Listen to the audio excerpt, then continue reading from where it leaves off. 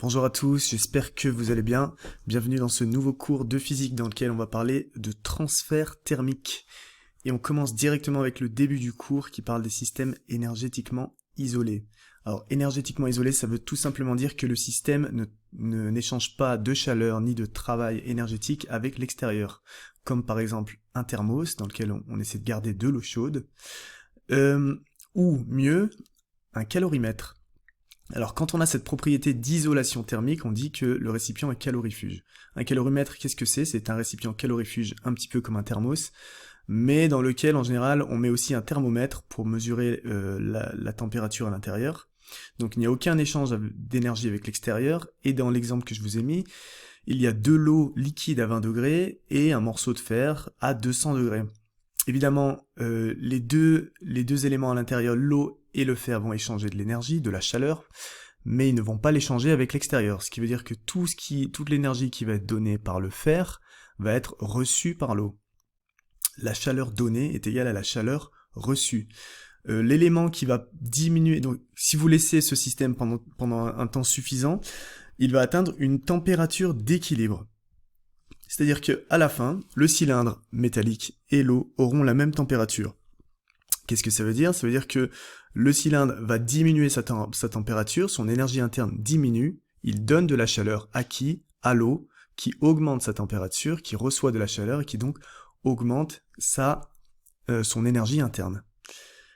Juste en dessous, il y avait deux petites phrases importantes, parce qu'on va voir ces deux cas juste après. Première phrase, c'est celle-ci. Lorsque un corps subit un transfert thermique, il y a deux possibilités. Donc soit, premièrement, sa température change, mais son état ne change pas. C'est-à-dire que s'il est liquide, il ne va pas devenir gazeux ni solide. Juste sa température change. Deuxième possibilité, le corps change d'état, mais sa température ne change pas. Par exemple, si vous chauffez de l'eau et qu'elle devient gazeuse, eh bien sa température ne change pas. C'est juste son état qui change. Bien sûr, si vous chauffez encore jusqu'à ce que toute l'eau soit transformée en gaz, là, une fois sous forme de gaz, sa température pourra augmenter. Ok, alors on commence par ce premier point, qui est la variation de température d'un corps lorsqu'il reçoit de la chaleur. Alors, c'est la première formule à connaître ici. Donc, son énergie interne augmente. Cette partie-là sur l'énergie interne qui augmente, c'est bien de le savoir, mais je vous le demanderai pas en exercice. En tout cas, la chaleur qu'il reçoit ou qu'il donne, la chaleur échangée est égale à sa masse multipliée par C. C, c'est quelque chose de nouveau, dont je vais parler juste après. Et multipliée par la différence de température, c'est-à-dire la température finale moins la température initiale du corps. Donc, la chaleur échangée vaut mc delta T. Delta, quand je dis delta, c'est différence de température. Ok, qu'est-ce que c'est que ce C là? Donc, vous voyez que son unité ici, je l'ai mise en joule, kilogramme moins 1, degré Celsius moins 1. En fait, il peut avoir plusieurs unités. Ça s'appelle la chaleur spécifique. Moi, j'aime bien ce mot, c'est la version courte. Il y a aussi une version longue en français qui est capacité thermique massique. C'est l'énergie qu'il faut transférer à 1 kg d'un corps pour augmenter sa température d'1 Kelvin. En physique, dans le système international, normalement, son unité c'est joule, Kelvin moins 1, kilogramme moins 1.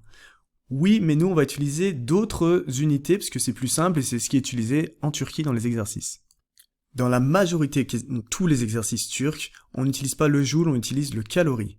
On n'utilise pas le kilogramme, mais on utilise le gramme. Donc à chaque fois dans l'exercice, cette grandeur, la chaleur spécifique sera utilisée en calories par gramme par degré Celsius. Donc c'est ça qu'on va utiliser. Et souvent ce sera écrit comme ça.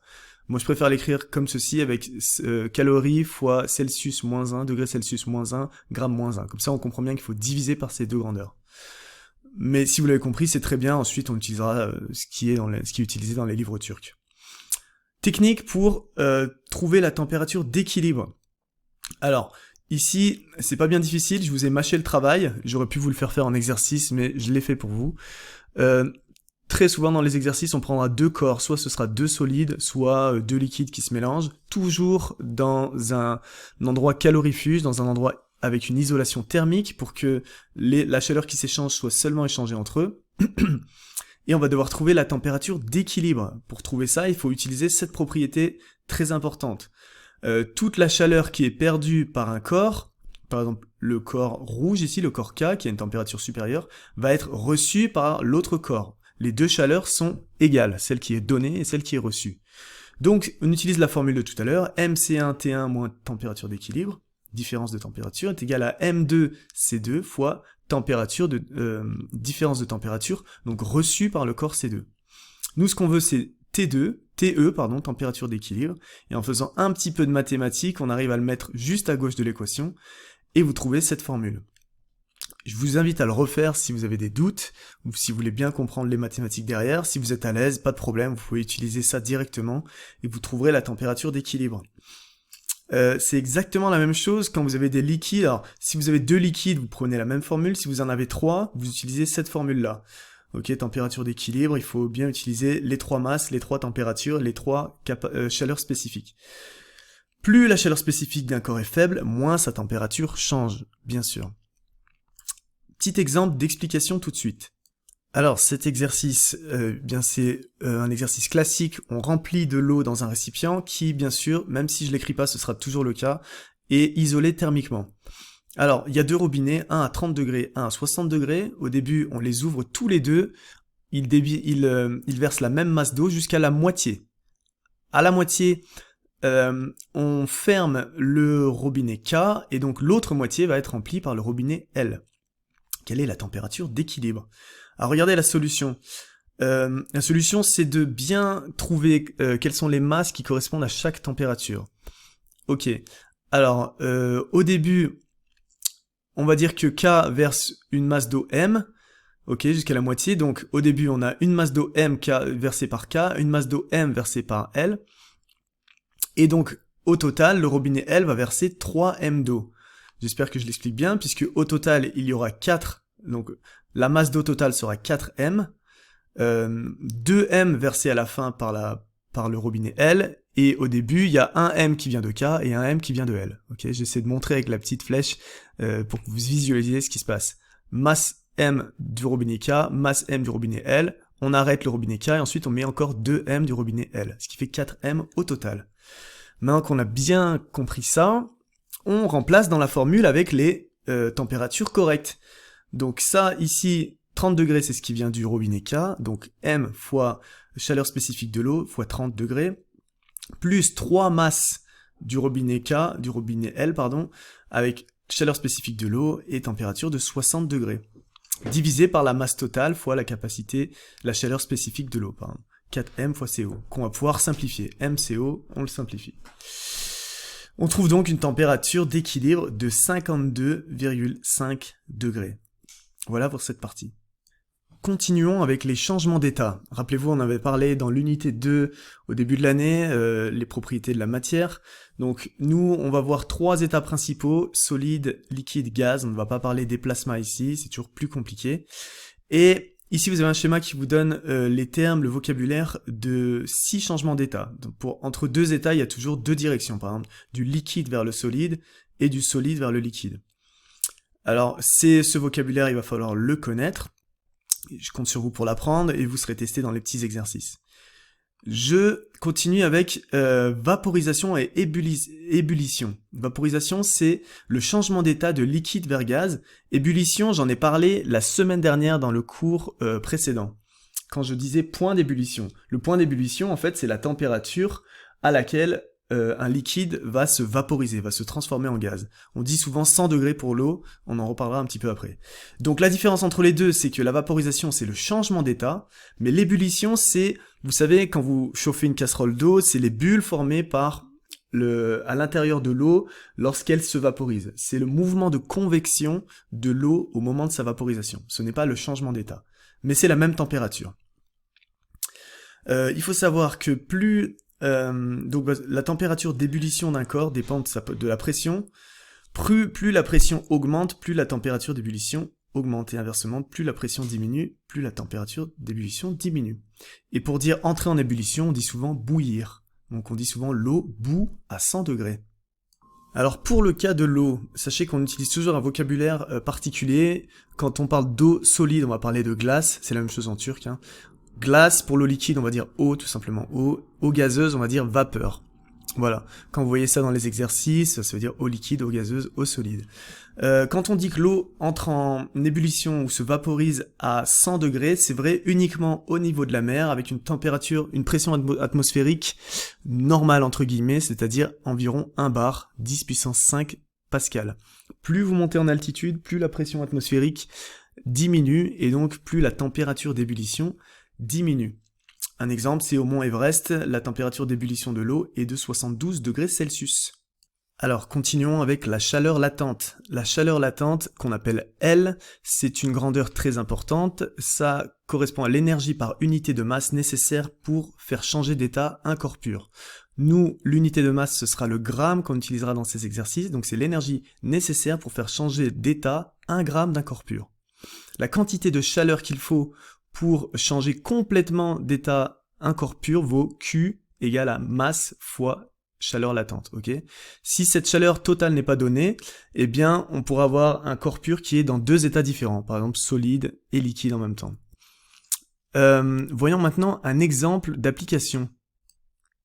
Cette partie vous montre que lorsque on passe un corps pur d'une température à une autre en changeant d'état au milieu, eh bien pour calculer la chaleur qu'il va falloir pour passer de ce premier point au dernier point, il va falloir la diviser en étapes successives, c'est-à-dire changement de température, changement d'état, changement de température, changement d'état.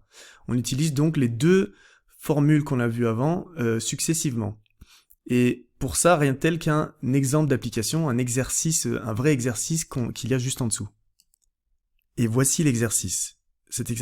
Dans cet exercice, on prend 1 gramme de glace à moins 5 degrés et on le transforme en 1 gramme de vapeur d'eau à 110 degrés. Donc, il va faire solide, monter en température, changer d'état, liquide, monter en température, changer d'état, gaz, monter en température.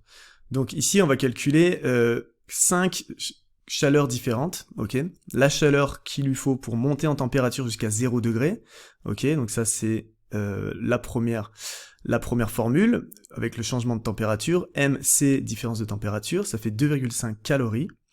Ensuite, la chaleur pour changer d'état à 0 degré, c'est masse fois la chaleur latente de fusion. Il y a une chaleur latente pour chaque changement d'état. Fusion, c'est transformation de liquide à solide, 80 calories. Ensuite, il est liquide, il change de température, 100 calories. Ensuite, il se transforme de liquide à gaz. On utilise la chaleur latente de l'eau, de vaporisation. J'ai écrit gaz, je changerai ce terme. 540 calories, et enfin il est sous forme de gaz, donc de vapeur, et là il monte encore en température, on utilise l'autre formule, et pour trouver la chaleur totale, eh bien on fait la somme de tout. Q total fait 727,5 calories. Dans les exercices, ce sera à vous de le faire. Enfin, la dernière partie qui parle des modes de transfert thermique, des types de transfert thermique. La chaleur peut s'échanger de 3 façons différentes. La conduction qui s'effectue entre 2 solides, donc c'est par exemple ce qui se passe sur cette image lorsque vous tenez une casserole, vous sentez que la chaleur arrive vers votre main par conduction. Il n'y a pas de transfert de masse, il n'y a pas de déplacement de matière. La convection, c'est ce dont je parlais un peu, c'est le phénomène d'ébullition, c'est les mouvements dans un fluide. Un fluide, ça peut être un liquide ou un gaz, attention. Qui se passe lorsque donc ça permet de transférer de la chaleur d'un point A à un point B, donc soit d'un liquide à un gaz, soit que dans un liquide, soit que dans un gaz, mais aussi d'un solide vers un liquide. Vous voyez ici, imaginez le bas de la casserole est solide, il transfère la chaleur dans l'eau et l'eau se met à bouillir. Le rayonnement, c'est tout simplement des ondes électromagnétiques, donc les infrarouges, la lumière, la chaleur du soleil, c'est du rayonnement. Alors j'ai pris pour exemple une plage avec du sable en surface à 40 degrés Celsius, de l'air à 30 degrés Celsius et de l'eau à 25 degrés Celsius. Qu'est-ce qui réchauffe le sable? Eh bien le soleil, qui est plus chaud que lui, par rayonnement. Qu'est-ce qui refroidit le sable? L'air et l'eau par convection. Ce sont 2 liquides, donc 2 fluides, pardon, pas de liquide, un gaz, un liquide, et donc ils refroidissent le sable par convection. En réalité, il y a d'autres paramètres à prendre en compte que je vous laisserai lire, qu'on ne prendra pas en compte dans notre cours, pour faire le bilan total des transferts thermiques, c'est-à-dire la réflexion, le rayonnement propre du sable, mais nous on va les négliger. Voilà pour ce cours, c'est terminé pour aujourd'hui, j'espère que vous aurez tout compris et je vous dis à très bientôt pour une visioconférence. Au revoir.